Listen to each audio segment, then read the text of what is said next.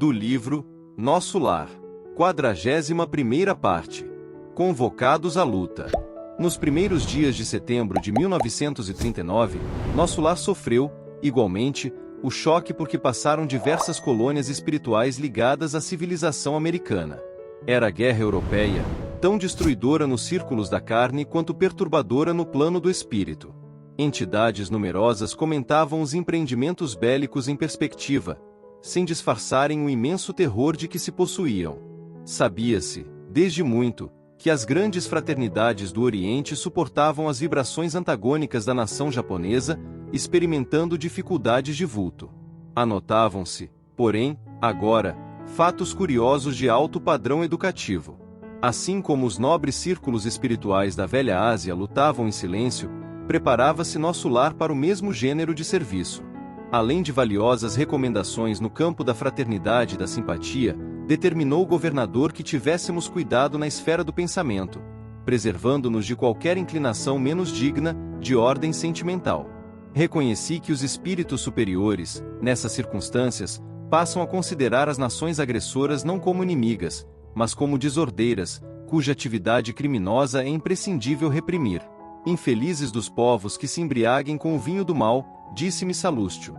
Ainda que consigam vitórias temporárias, elas servirão somente para lhes agravar a ruína, acentuando-lhes as derrotas fatais.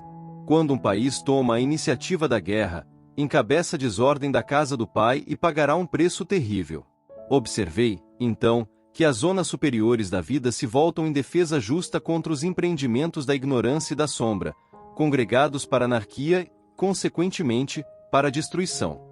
Esclareceram-me os colegas de trabalho que, nos acontecimentos dessa natureza, os países agressores convertem-se, naturalmente, em núcleos poderosos de centralização das forças do mal. Sem se precatarem dos perigos imensos, esses povos, com exceção dos espíritos nobres e sábios que lhes integram os quadros de serviço, embriagam-se ao contato dos elementos de perversão que invocam das camadas sombrias. Coletividades operosas convertem-se em automatos do crime. Legiões infernais precipitam-se sobre grandes oficinas do progresso comum, transformando-as em campos de perversidade e horror. Mas, enquanto os bandos escuros se apoderam da mente dos agressores, os agrupamentos espirituais da vida nobre movimentam-se em auxílio dos agredidos. Se devemos lastimar a criatura em oposição à lei do bem, com mais propriedade devemos lamentar o povo que olvidou a justiça. Logo após os primeiros dias que assinalaram as primeiras bombas na terra polonesa, encontrava-me, ao entardecer, nas câmaras de retificação, junto de Tobias e Narcisa, quando o inesquecível clarim se fez ouvir por mais de um quarto de hora. Profunda emoção nos invadiu a todos. É a convocação superior aos serviços de socorro à terra, explicou-me Narcisa, bondosamente. Temos o sinal de que a guerra prosseguirá, com terríveis tormentos para o espírito humano, exclamou Tobias, inquieto. Embora, à distância, toda a vida psíquica americana tenha na Europa sua origem. Teremos grande trabalho em preservar o novo mundo. A clarinada fazia-se ouvir com modulações estranhas e imponentes. Notei que profundo silêncio caiu sobre todo o Ministério da Regeneração. Atento à minha atitude de angustiosa expectativa, Tobias informou. Quando soa o clarim de alerta, em nome do Senhor, precisamos fazer calar os ruídos de baixo, para que o apelo se grave em nossos corações. Quando o misterioso instrumento desferiu a última nota, fomos ao grande parque a fim de observar o céu. Profundamente comovido, vi inúmeros pontos luminosos, parecendo pequenos focos resplandecentes e longínquos, a librarem-se no firmamento. E esse clarim, disse Tobias, igualmente emocionado, é utilizado por espíritos vigilantes, de elevada expressão hierárquica. Regressando ao interior das câmaras, tive a atenção atraída para enormes rumores provenientes das zonas mais altas da colônia, onde se localizavam as vias públicas. Tobias confiou a Narcisa certas atividades de importância junto aos enfermos e convidou-me a sair para observar o movimento popular. Chegados aos pavimentos superiores, de onde nos poderíamos encaminhar à praça da governadoria, notamos intenso movimento em todos os setores. Identificando o meu espanto natural, o companheiro explicou. Estes grupos enormes dirigem-se ao Ministério da Comunicação, à procura de notícias. O clarim que acaba de soar só vem até nós em circunstâncias muito graves. Todos sabemos que se trata da guerra, mas é possível que a comunicação nos forneça algum detalhe essencial. Observe os transeuntes. Ao nosso lado, vinham 2 senhores e 4 senhoras em conversação animada. Imagine, dizia uma, o que será de nós no auxílio. Há muitos meses consecutivos, o movimento de súplicas tem sido extraordinário. Experimentamos justa dificuldade para atender a todos os deveres.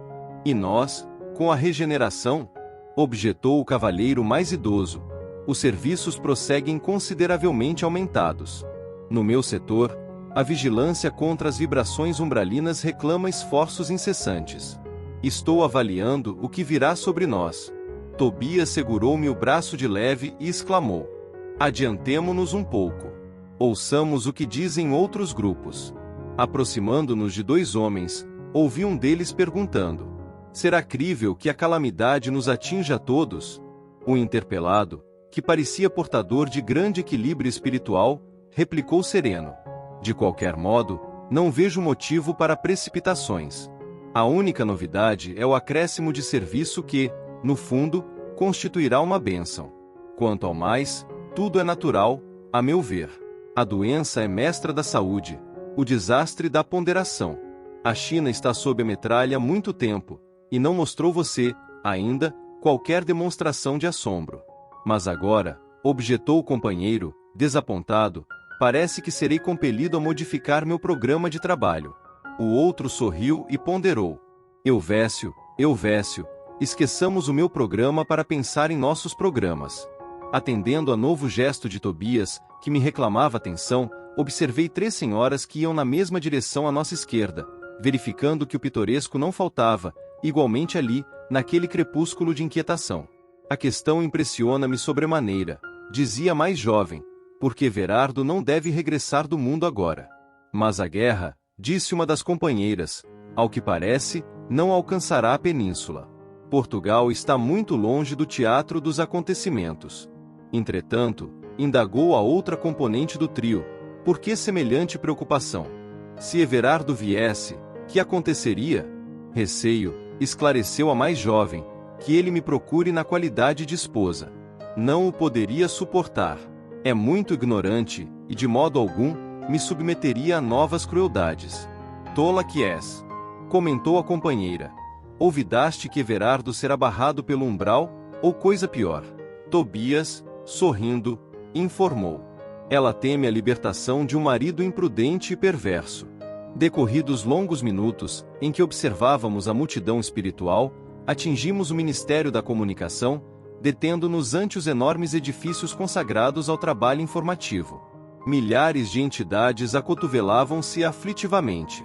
Todos queriam informações e esclarecimentos.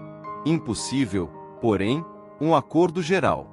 Extremamente surpreendido com o vozerio enorme, vi que alguém subira uma sacada de grande altura, reclamando a atenção popular. Era um velho de aspecto imponente, anunciando que, dentro de 10 minutos, far-se-ia ouvir um apelo do governador. É o ministro Esperidião, informou Tobias, atendendo a minha curiosidade. Serenado o barulho, daí a momentos ouviu-se a voz do próprio governador através de numerosos alto-falantes. Irmãos de nosso lar, não vos entregueis a distúrbios do pensamento ou da palavra. A aflição não constrói, a ansiedade não edifica. Saibamos ser dignos do clarim do Senhor, atendendo-lhe a vontade divina no trabalho silencioso, em nossos postos. Aquela voz clara e veemente, de quem falava com autoridade e amor, operou singular efeito na multidão. No curto espaço de 1 hora, toda a colônia regressava à serenidade habitual.